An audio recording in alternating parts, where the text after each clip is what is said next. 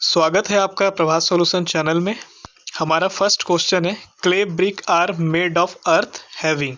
जब आप clay brick बनाते हैं तो उसके मिट्टी में होता है। ऑप्शन ए बोलता है nearly equal proportion of silica and alumina.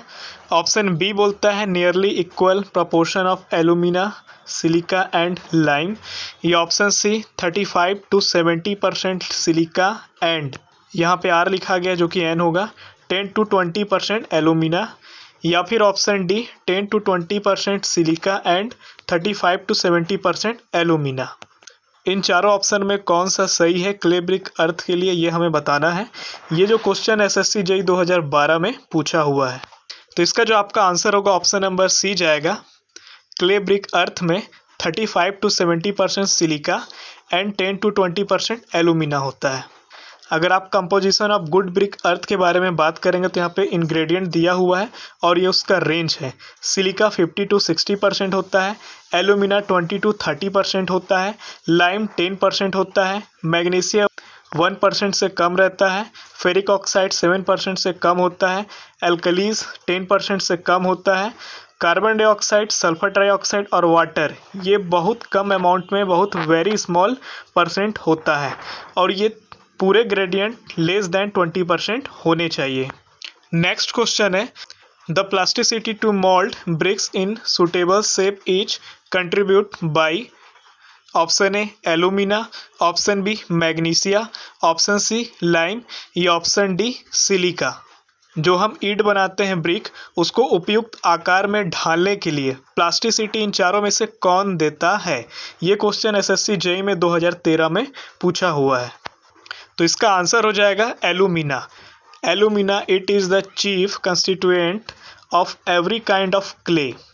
Alumina हर तरह की सॉइल के लिए क्या है, एक प्रकार का प्रमुख कंपोनेंट है। A good brick earth should contain about 20 to 30% of alumina. एक अच्छे गुड ब्रिक अर्थ में लगभग 20 से 30% एलुमिना होना चाहिए।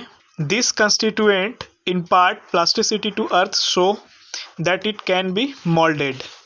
यह कंपोनेंट ब्रिक अर्थ को प्लास्टिसिटी प्रोवाइड कराता है, जिससे ब्रिक को हम आसानी से मोल्ड कर सकते हैं या ढाल सकते हैं।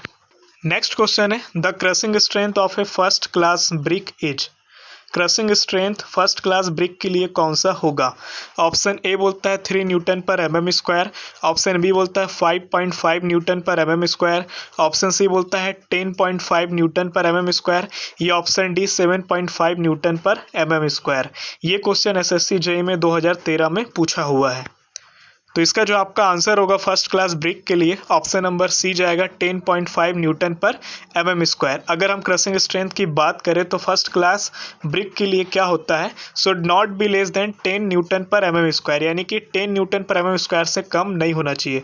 वही अगर हम बात करें सेकेंड क्लास ब्रिक के लिए तो लिखता है should not be less than 7.0 Newton पर mm स्क्वायर।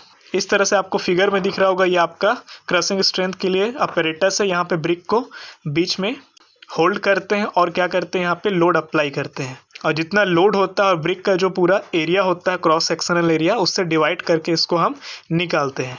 नेक्स्ट क्वेश्चन है, strength based classification of brick is made on the basis of. तो जो हमारा स्ट्रेंथ बेस्ड क्लासिफिकेशन है, ठीक है, ब्रिक के लिए, वो किस आईएस कोड के अकॉर्डिंग है? तो ऑप्शन ए बोलता है IS 3101, option B IS 3495, option C IS 3102, या ऑप्शन डी IS 3496।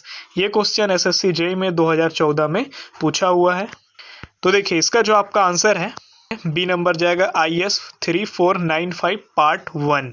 बाकी जो कोड है उसके रिगार्डिंग यहाँ पे लिखा हुआ, आप चाहे तो इसको एक बार देख सकते हैं। नेक्स्ट क्वेश्चन है, water absorption of class first brick after 24 hour of immersion in water should not be exceed fill in the blanks of self wait.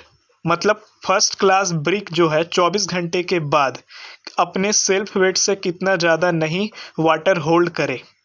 तो ऑप्शन ए बोलता है 25%, ऑप्शन बी बोलता है 20%, ऑप्शन सी बोलता है 18%, या option D 22%। ये question SSC JEE में 2014 में पूछा हुआ है। तो इसका जो आपका आंसर है ऑप्शन नंबर बी जाएगा 20% फर्स्ट क्लास ब्रिक के लिए। इससे ज़्यादा वो अपने सेल्फ वेट से ज़्यादा नहीं होना चाहिए। तो यहाँ पे लिखता है the method of determination of water absorption of burnt clay building brick is covered as per IS 3495 part 2। ये दिया गया था 1992 में। फर्स्ट क्लास ब्रिक के लिए 20%, सेकेंड क्लास ब्रिक के लिए 22%, थर्ड क्लास ब्रिक के लिए 25%। अगर इसको एग्जांपल देना चाहेंगे तो मान लीजिए कोई 100 ग्राम का अगर ब्रिक है, एक्चुअल में ऐसा होता नहीं है, बस आप एक न्यूमेरिकल वैल्यू मान लीजिए। अगर उसका ड्राई वेट 100 ग्राम है तो उस पर 24 घंटे के बाद फर्स्ट क्लास के लिए 120 ग्राम हो सकता है, सेकंड क्लास के लिए 122 ग्राम हो सकता है और थर्ड क्लास के लिए 125 ग्राम हो सकता है। अगर इन क्राइटेरिया से ज़्यादा होता है तो वो ब्रिक हमारे यूज के लायक नहीं है।